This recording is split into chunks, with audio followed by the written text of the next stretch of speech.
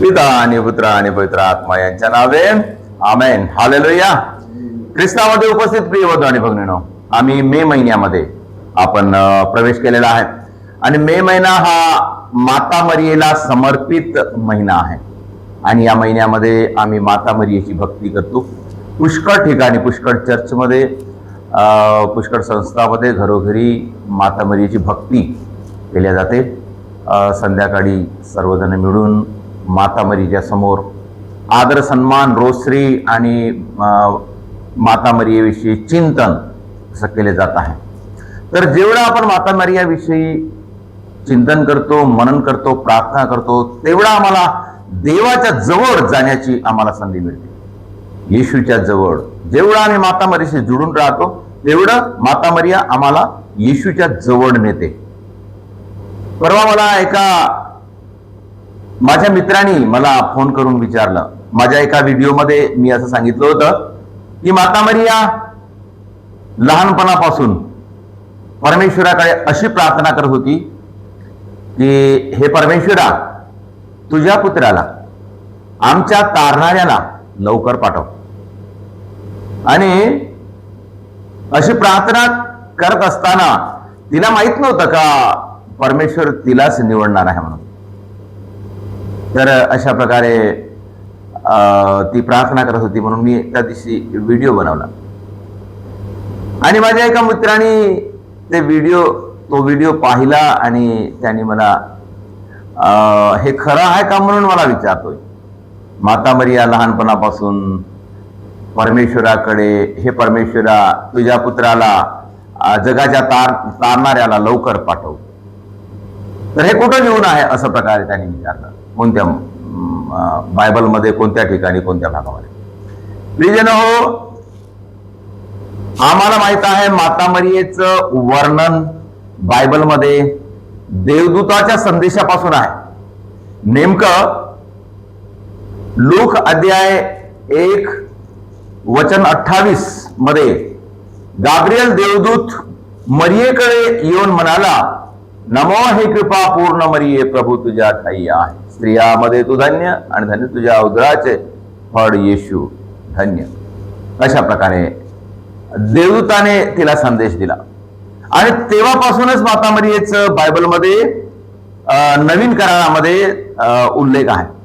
वास्तविक पाहता बायबलमध्ये पुष्कळ ठिकाणी माता मरियेचा उल्लेख आहे, परंतु पुष्कळ लोकांना माहित नाही आणि विशेषतः माता मरियेचं बालपण कसं गेलं हे बायबलमध्ये नाही आहे. बायबलमध्ये नमूद केलेल्या पुस्तकामध्ये नाही आहे. पुस्तकामध्ये आहे. प्रिय बंधू आणि भगिनींनो, आमच्या वाचनामध्ये आलेलं आहे की आम्हाला माहित आहे की येशू ख्रिस्ताविषयी किंवा ख्रिश्चन धर्माविषयी किंवा विश्वासाविषयी, तारणाविषयी, पित्या परमेश्वराविषयी, मुक्ती योजनेविषयी भरपूर पुस्तके लिहिली गेली, भरपूर.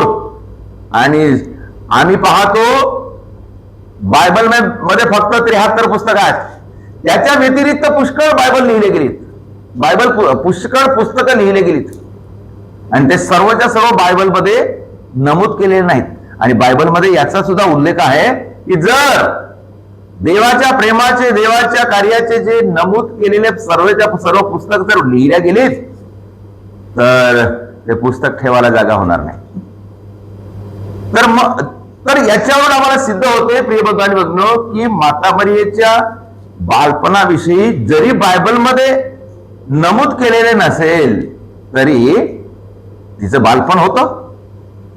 ती आईवडिलाला जन्मली, तिचं बालपणामध्ये ती प्रार्थना करत होती. आणि दुसरी गोष्ट आम्हाला माहित आहे की तिचं आणि योसेफाचं लग्न जुळलं. ते लग्न जुळलं कसं? लग्न जुळलं ते माता मरिया योसेफाला वागत होती एवढंच बायबलमध्ये आहे. त्याच्या पूर्वी ते कसे भेटले, त्यांची भेट कुठं झाली हे काही नमूद केलं नाही. तर प्रिय बंधू आणि भगिनींनो, मी तुम्हाला सांगतो की पुष्कळ असे पुस्तकं लिहिली गेलेली आहेत. आता आपण बायबलमध्ये फक्त 4 शुभवर्तमान आम्ही पाहतो, परंतु प्रत्यक्षामध्ये शुभवर्तमान सुद्धा पुष्कळ होते. तर त्यापैकी एक प्राचीन शुभवर्तमान म्हणून, याकोबाचे प्राचीन शुभवर्तमान म्हणून एक पुस्तक होतं. त्याला बायबलमध्ये इन्क्लूड केल्या गेलेलं नाही. तरी परंतु त्याच्यामध्ये लिहिलेली जी कथा आहे किंवा त्याच्यामध्ये सत्य आहे ते तर कधी टळणार नाही किंवा त्याला नापास करता येणार नाही. तर त्याच्यामध्ये ह्या गोष्टी पूर्ण नमूद केलेल्या आहेत.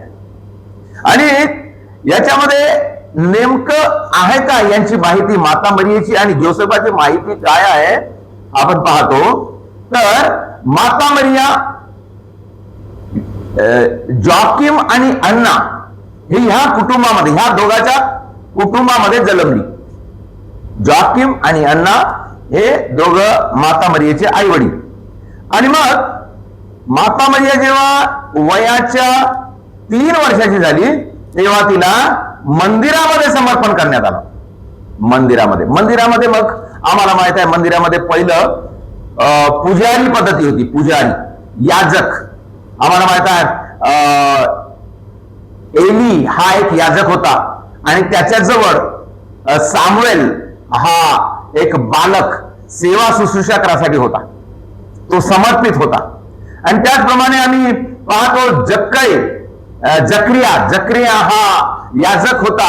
याजकपणाचं काम करत होता आणि तो याजकपणाच्या कामामध्ये त्याची जेव्हा त्याचं टर्न आलं, त्याची जे कामाची वेळ होती, सेवा शुश्रूषेची वेळ होती, तेव्हा देवदूताने त्याला संदेश दिला आणि योहानाच्या जन्माविषयी त्याला संदेश दिला.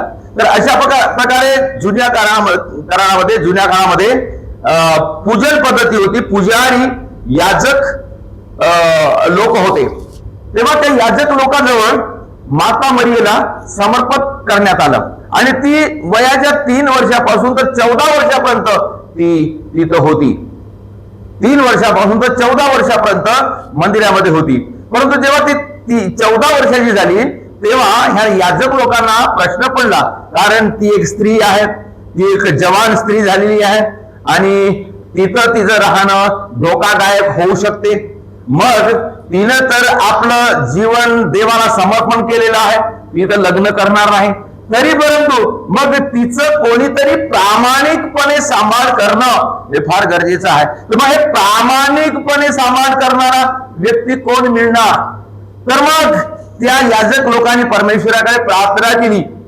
याजक लोकांनी परमेश्वराकडे प्रार्थना केली. पूर्वी प्रार्थना करून संदेश घेतला जात होता.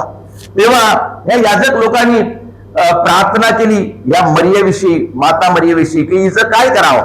तेव्हा त्यांना संदेश मिळाला की हिला सांभाळ करणारा, हिचा पती म्हणजे रक्षक पती, शारीरिक पती नाही, रक्षक पती युदाच्या घराण्यातून असेल, युदाच्या समाजातून असेल आणि तो दाविदाच्या राज्यातून असेल, दाविद राजाच्या कुळाचा असेल. तर मग त्याच्यापैकी मग नेमकं होय कोण? तर मग त्यांनी असं त्याला संदेश दिला की तुम्ही अशा प्रकारे ह्या याजक म्हणजे या पुढाऱ्यापैकी, त्या युदाच्या घराण्यापैकी काही लोकांना जमा करा आणि त्याच्यातून निवड करा.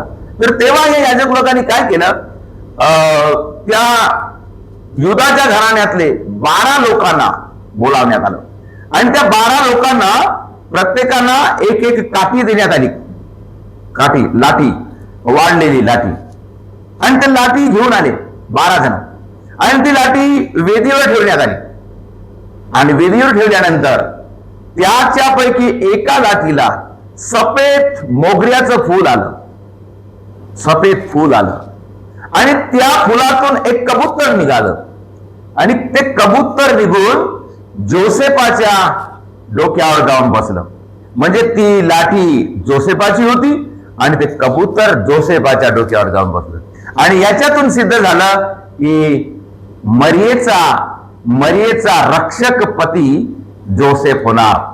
आणि त्याला सांगितलं, त्याला निवडण्यात आलं आणि त्याला त्याच्या हातात ते सोपवण्यात आलं. आणि तेव्हा त्यांनी माता मरियेला आपली पत्नी म्हणून त्यांनी स्वीकार केला. तरी परंतु मग स्वीकार केल्यानंतर किंवा त्याचा वाग्दत्त झाल्यानंतर पुन्हा एक प्रश्न पडला होता की माता मरियेला जे देवदूताने संदेश दिला होता आणि ती पवित्र आत्म्याने गर्भवती होती हे जोसेफाला माहित नव्हतं. तेव्हा जोसेफ पुन्हा मनामध्ये विचार करू लागला, जर ती माता मरिया पवित्र आहे आणि ती समर्पित आहे तर असं कसं होऊ शकते. मग तो असा विचार करत जेव्हा एकदा झोपेत होता तेव्हा देवदूताने त्याचा संदेश दूर केला. तर अशा प्रकारे हे दोघांनाही पवित्र साबित करण्यात आलं आणि ते पवित्र आहेत आणि ते पवित्र जीवन जगण्यासाठी त्यांना बोलावण्यात आलं. तर अशा प्रकारे त्या माता मरियेचं आणि योसेफाचं लग्न जुळलं हे सर्व बायबल मध्ये नमूद नाही आहे. तर याचा अर्थ असा की माता मरिया लहानपणापासून जेव्हा ती मंदिरामध्ये समर्पित होती तेव्हापासून तिचा उद्देश काय होता.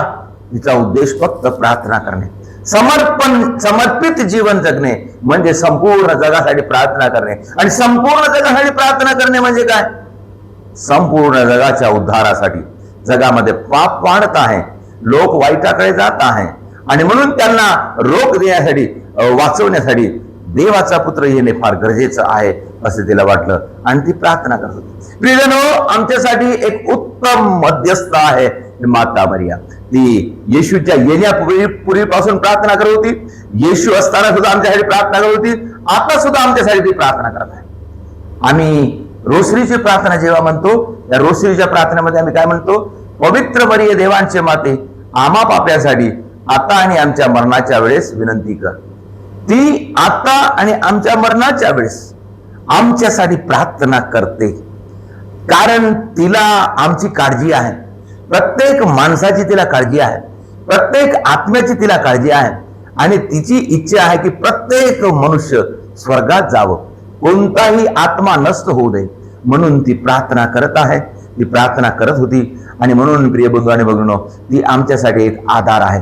या मे महिन्यामध्ये आम्ही तिची जेव्हा भक्ती करतो किंवा तिच्या नावाने हा महिना समर्पित केलेला आहे, आपण तिच्या मध्यस्थीने प्रार्थना करूया, देवाला धन्यवाद देऊया. देवाने आम्हाला आमची स्वर्गीय माता आम्हाला दिली म्हणून देवाचे आभार मानूया आणि माता मरियेसोबत आपण एकत्र येऊन परमेश्वराची स्तुती करूया, देवाला धन्यवाद देऊया आणि माता मरियेसह आपण प्रार्थना करूया.